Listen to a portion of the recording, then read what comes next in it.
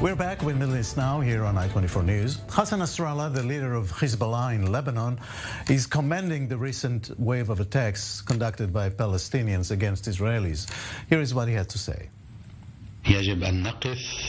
We must stand with all reverence and pride before the heroism of the men, youth, women, children, and elderly of occupied Palestine. What is happening there has a great implication regarding the conflict with the enemy and the future of the Israeli entity.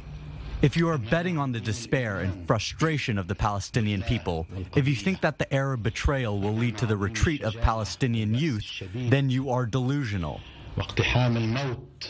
Here in the studio, Lebanon expert Dr. Jacques Neria. Good evening to you. And our I-24 News correspondent Ariel Osseran. Good evening. Good evening, Jacob.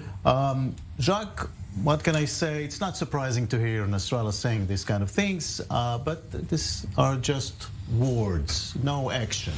Well, you should be aware that the traffic of weapons between Lebanon and Israel is directed by Hezbollah. Most of the weapons that find their way inside Israel, in the northern part of Israel, are weapons that are being sent by Hezbollah operatives who have the locals who just cooperate with them. So if the people do not remember that when Arafat left Lebanon, he left all his weaponry in the hands of Imad Mughniyeh, and from then, this relation between the Palestinians and Hezbollah is very, very active, and we should not underestimate it.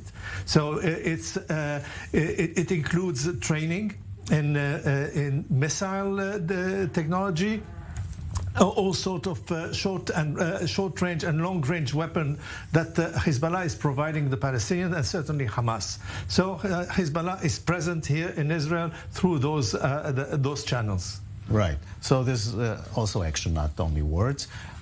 By the way, there was an explosion in southern Lebanon in the past 24 hours. Anything about that? Well, you know, it's the second mysterious explosion. Last year, at the end of the year, there was an explosion in one of the buildings of Hamas in one of the Palestinian refugee camps. Until now, the mystery has not been solved. Right now, this building was, according to some reports, full of weapons. So who's interested in blowing a building with weapons and killing one of the Amal's operatives on the ground? It could be a fight between Amal and Hezbollah. The elections are here. It could be something else, and maybe we should concentrate on something else. Well, we'll wait and see. Ariel, meanwhile, food shortage, bread shortage throughout Lebanon. Look, Jacob, what started with fuel shortages and long lines outside gas pumps continued with electricity shortages and widespread blackouts. Now, the bread in Lebanon is pretty much running out. This is what a failed state looks like. Just yesterday, the head of the Bakeries Association said that Lebanon is about to run out of bread. And indeed today, we saw throughout the country long lines outside of bakeries across the country. And this is happening during the holy month of Ramadan, with day-long fasts that are broken with evening meals. This is causing a lot of frustration among people. Now, it's important to explain that Lebanon relies heavily on imports, and many of its goods, such as fuel and bread, are subsidized by the government. But since the start of the current economic crisis in 2019, which, according to the World Bank, is one of the worst since the mid-19th century, the Lebanese pound lost more than 90% of its value, while food costs have jumped 11-fold. And so this discrepancy is playing out before our eyes right now in Lebanon.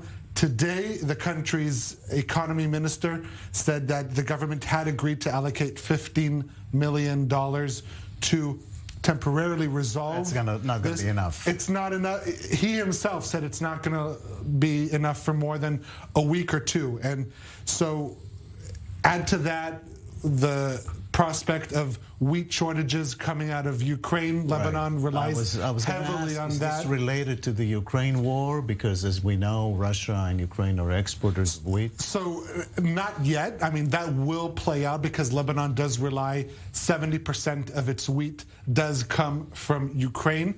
But the current shortage is actually not a shortage of wheat, but it's a shortage of grain. Now, I'll remind you that in the Beirut port blast in August of 2020, that, besides the horrific devastation and massive loss of life, that blew up Lebanon's grain silos. And so everything that was left for a rainy day, this rainy day has arrived, but the silos are non-existent. And so this is really a perfect storm with more and more aspects of Lebanon's economy just crumbling. Let's take a listen to one man describing this frustration today.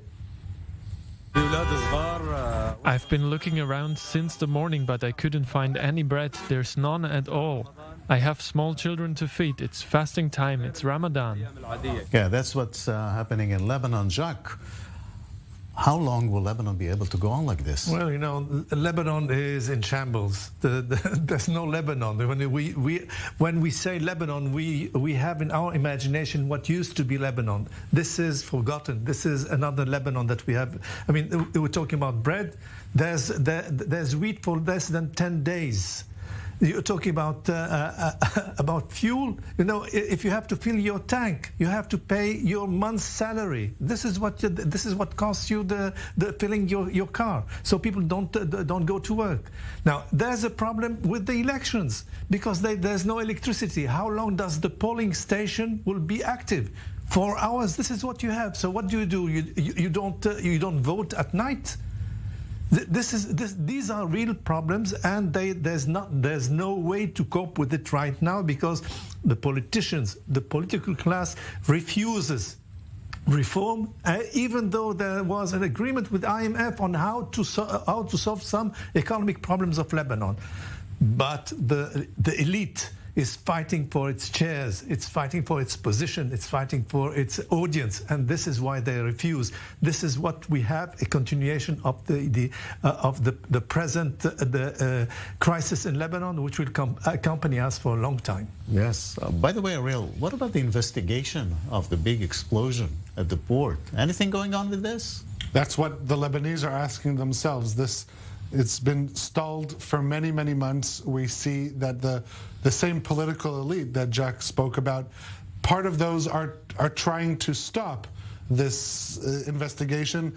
Don't expect for it to be resumed anytime before the elections next month. And following those elections, if there is no dramatic results, seeing shifts in the current political elite, I wouldn't expect to see any tangible results coming out of that investigation, with the families still on a constant battle, the families of the victims trying to get justice. But not only is there no bread or fuel in Lebanon, but so far there isn't much justice either. Jacques, we spoke yesterday about the Pope's expected visit to the Middle East, but mainly to Lebanon in June. Maybe some help from God. I don't know what happened to the Pope. I think he made some big mistakes. One of the big mistakes was to say that Hezbollah was a partner in Lebanon, which is, I mean, how do you recognize an organization that is, I mean, a terrorist organization, and say that you legitimize this organization? Second, he's trying to fortify the position of Michel Aoun and his party. I mean, he is presenting himself as the Pope of all the Christians, where the Christians in Lebanon are more divided than anything else.